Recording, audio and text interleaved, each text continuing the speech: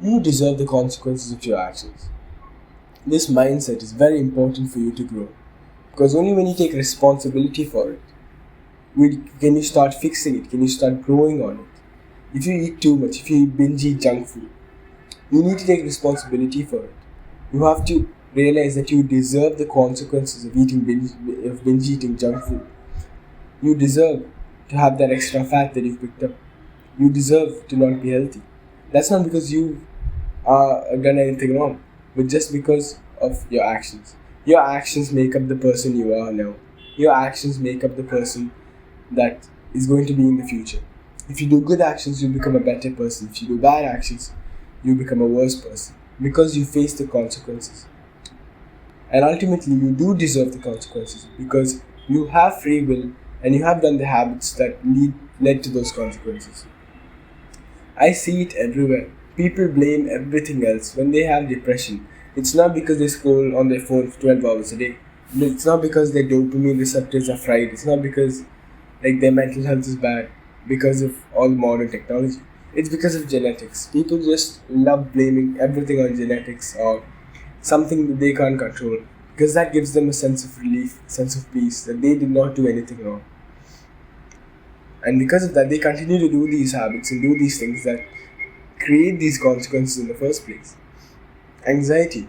When you scroll on social media, you're blocking out your thoughts. Even anxious thoughts, they are trying to tell you something. Every negative emotion, every bad emotion, they have a message to you. Everything that goes on in your brain is relevant. And there is a message for you in each thought.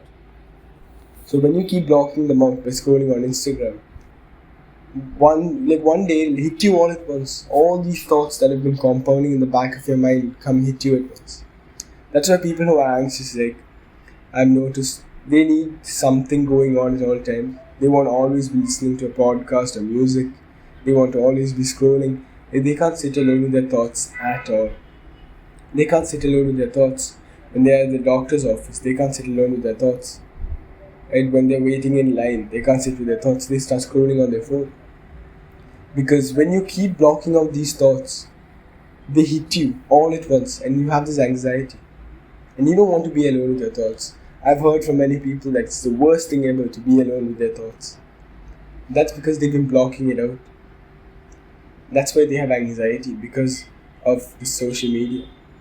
A small percentage of the time, only a small percentage of the time, is it actually genetics or something else. But most of the time, you bring this upon yourself. You create it. You create your own problems by doing all these bad habits. So when you do these bad habits, you get the consequences and you need to accept these consequences. You need to take responsibility because only then can you grow. Sometimes you may feel it's not your fault. And yet you still have to take responsibility because no one else is going to take responsibility for you. If you make a mistake or something doesn't go your way, even if you think it's not your fault, you need to take responsibility. Because if you don't, you just let that pass. But if you take responsibility, you can look at that situation and see how to make it better. How to do it better next time. So taking responsibility is a huge part in growing. Especially if you're in a stage of your life where you're not feeling great, you're not having the best life, you're not having good days. Then maybe you're depressed, anxious, maybe you're fat, maybe you're unhealthy.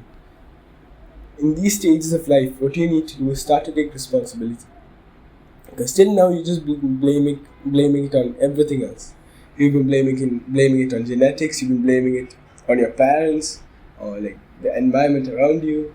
You blame it on every single thing that you get, but you never take responsibility for it yourself. And when you start blaming something else, that weight has been lifted from you. You are responsible, and that it doesn't make you feel bad. It makes you feel better. It makes you feel a little bit cozy knowing that you couldn't have controlled it. And when you take responsibility, you realize, okay, I can control it. What do I do better now so that I can control my future? Because when you start to slow down, when you take responsibility, you start to see what's in front of you. You are doing the bad habits, and because of that, you have been doing the bad habits, and because of that, you have got to where you are now, where you are unhealthy. You're in a bad part of your life. You're in a stage of your life where it's not great. to get out of that stage of life, to become a better person, to live a much better life, you have to start taking responsibility. That's the first thing. When you take responsibility, you feel like doing. You understand the problem and you want to fix that problem. And the way you do that is by fixing your mental health. Fixing your mental health will help you fix your life. And when you take responsibility, okay, I've been doing these bad habits that have made me depressed. Scrolling on social media, playing video games for hours a day, watching TV shows for hours a day, and whatever else you're doing to destroy your mental health, smoking, drinking, doing drugs, whatever it is. Right? These things, these habits that you've done have created the person you are now. They have created the person you are now. And who you are now is the compounding of your actions, is the product of your actions. So all the actions that you do compound and create this person. That's what we call the self-image. All these actions compound, and in your brain you create an image of yourself, who you are. And that might be the most important thing, because who you are defines what you do. And if you are a binge eater, you will binge eat food, right? That's just common sense, right? If you think of yourself as a binge eater, as an unhealthy person, of someone who hates the gym, you won't go to the gym. You want to go to the gym. Your self-image will hold you back. And you need to fix that. You need to create these new actions that are going to compound and create a better self-image for you. Create a new image in your mind of who you are.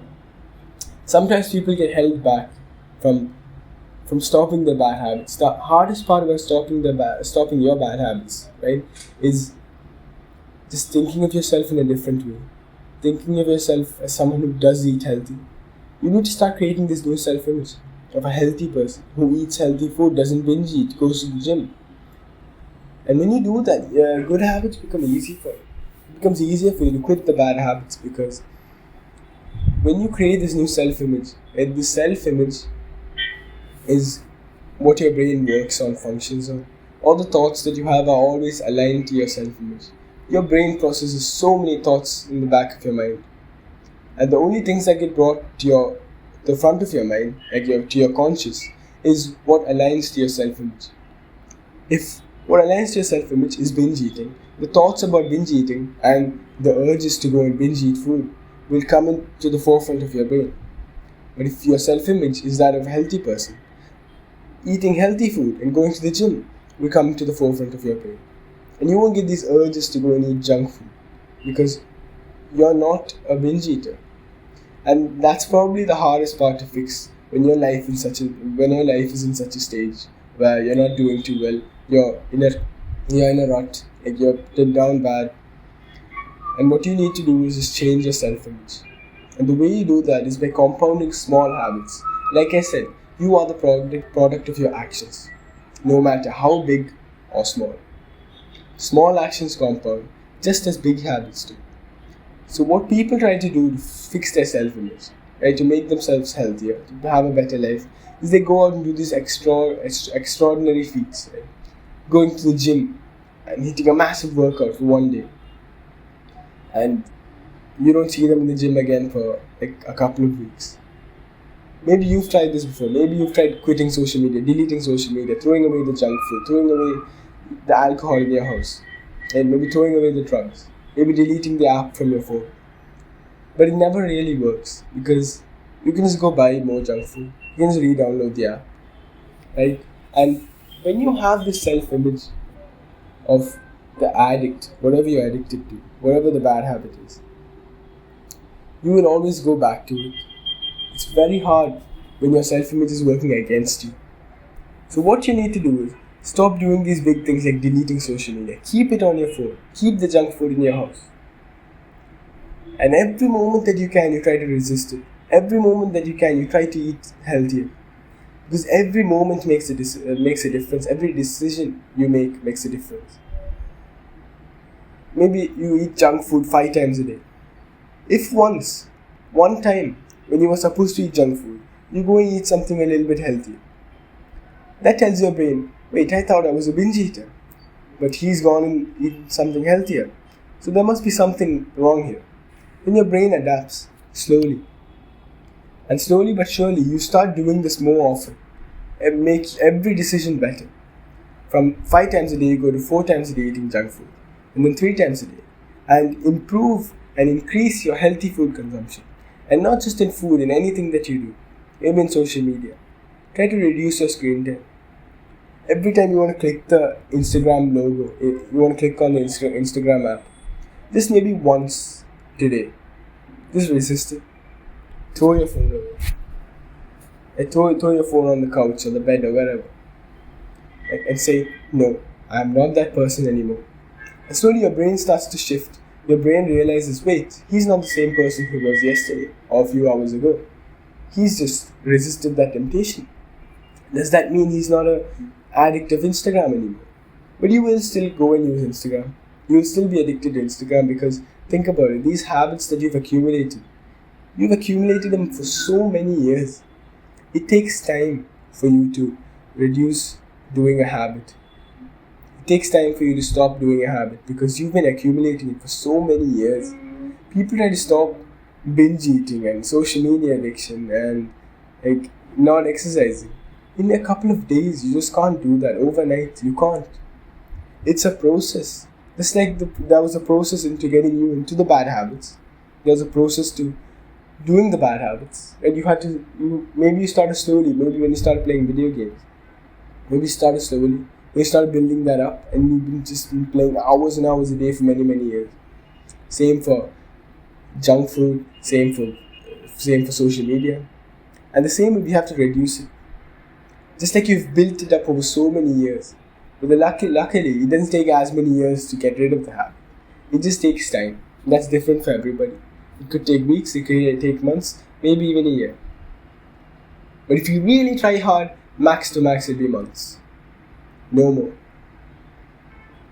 But you need to keep in mind that this is a journey. It's slow. I can tell you what others might be telling you. Oh, one day dopamine detox, do it on Sunday and your mind will get fixed.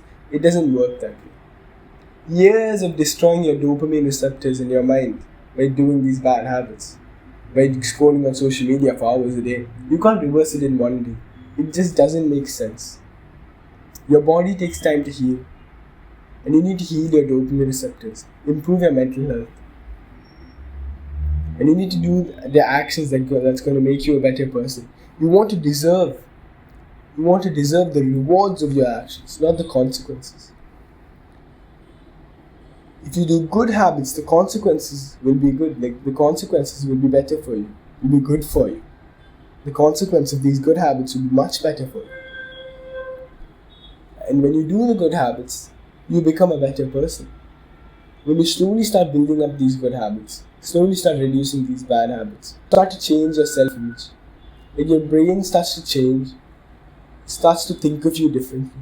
When you have a self-image of someone who is healthy, it becomes so much easier to go to the gym. When you have that self-image of being an athlete, if you think of yourself as an athlete, it'll be easier for you to go and do exercise, wouldn't it? Because your brain is working for you instead of against you. And these bad habits, what they do is they make your brain work against you. Because bad habits are addictive, and your brain loves this dopamine. So your brain will work against you to try and get you to do more of these dopaminergic activities. But slowly but surely, if you start to do these good habits and start to reduce these bad habits, try as hard as possible. Don't try to just stop it all at once, because you just fall back. When you try to make an explosion of a change in your life, you fall back to baseline. The baseline is where you are right now. And the baseline is the lowest point you can go. And when you have the worst days, you're at your baseline. That baseline is where your self-image is. Maybe you're making improvement. Maybe you start going to the gym. Maybe you've started exercising. But suddenly, one day you started binge eating food again. Or you relapsed on that addiction that you have. It's because your self-image is still the same. You're trying to make changes where your self-image can't handle it. Your self-image is like a foundation to a house. If your foundation is weak, you can't build on top of that house because it will collapse. You need a strong foundation to keep building on top of that house. And that strong foundation should be your self-image. Make sure you want to deserve the consequences of your actions. the good consequences, the good rewards that you can reap from the actions that you sow. From the seeds that you sow, make sure you reap the rewards. And if you take care of yourself, if you start, that's the point, right? You need to start slowly reducing the bad habits, slowly increasing the good habits, and slowly, like when you start make this linear small change to your life, your baseline, which is self-image, goes up with it. So instead of going and exploding in your life and coming back down to baseline, you slowly start increasing it, and your baseline goes along with it. And maybe one day you make an explosion of a change, right? You start going to the gym for a week pretty consistently, and the next week you find that you don't do it anymore. But still, your baseline is so high. Your baseline is still at where you exercise. Your self-image is still that you're healthy, that you exercise. So even on your worst day, you might still do some push-ups at home because you have that self-image. So make sure that you fix your self-image first. That's step 0 to fixing your life. And slowly but surely, if you do all this and deserve the rewards of good actions, your life will improve. Because your life right now is just the consequences of your actions. So make sure those consequences are ones that you want to them.